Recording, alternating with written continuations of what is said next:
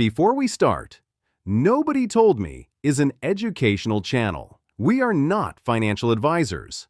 Max is a stick figure.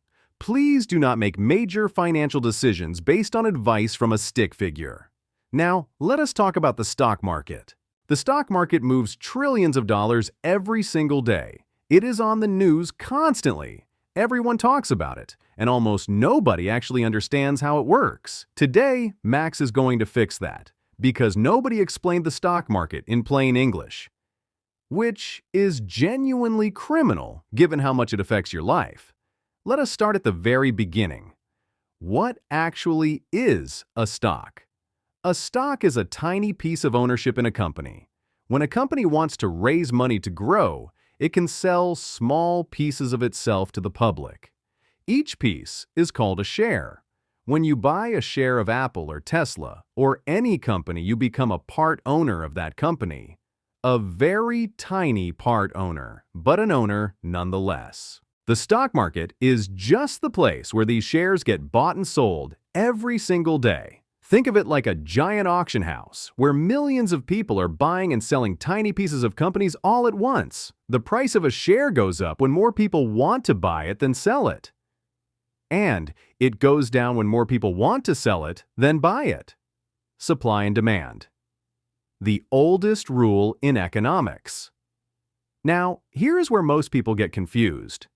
The daily ups and downs of the market feel terrifying. Red days feel like disaster. Green days feel like winning. But here is what the news does not tell you.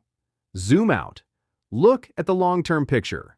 The S&P 500, which tracks the 500 largest companies in America, has returned an average of around 10% per year for the last 100 years, through wars, through recessions, through pandemics, through everything.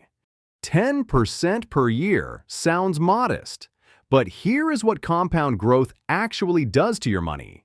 $1,000 invested at 10% per year becomes over $17,000 in 30 years. Without adding a single extra dollar, that is the power of compound growth. Now let us talk about the difference between picking stocks and buying index funds, because this is where most people make their first big mistake. Picking individual stocks means choosing specific companies you think will do well. Apple, Tesla, Amazon. You research them. You buy shares. You hope you are right. The problem is that even professional fund managers, people who do this for a living with entire teams of analysts, fail to beat the market average more than 80% of the time. So, if the professionals cannot consistently beat the market, what chance does Max have picking stocks in his living room? This is where index funds come in, and this is the part nobody told Max about in school. An index fund is a simple investment that automatically buys tiny pieces of hundreds or thousands of companies all at once. Instead of betting on one horse, you bet on the entire race. The most famous is the S&P 500 Index Fund. When you buy one share of an S&P 500 index fund, you instantly own tiny pieces of 500 of the largest companies in America. If one company has a bad year, it barely affects you because you own 499 others. And over time, the overall market keeps going up. Index funds also have extremely low fees compared to actively managed funds. Because nobody is doing any picking, it just tracks the market automatically. Now let us talk about how to actually get started. Because knowing something is a good investment and actually doing something about it are two very different things. Step 1.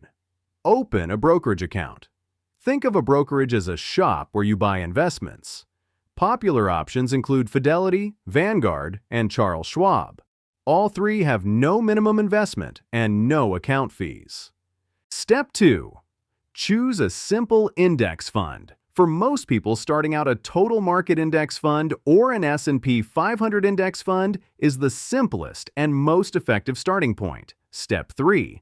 Invest consistently, even small amounts. The single most powerful thing you can do is invest the same amount every single month, regardless of what the market is doing.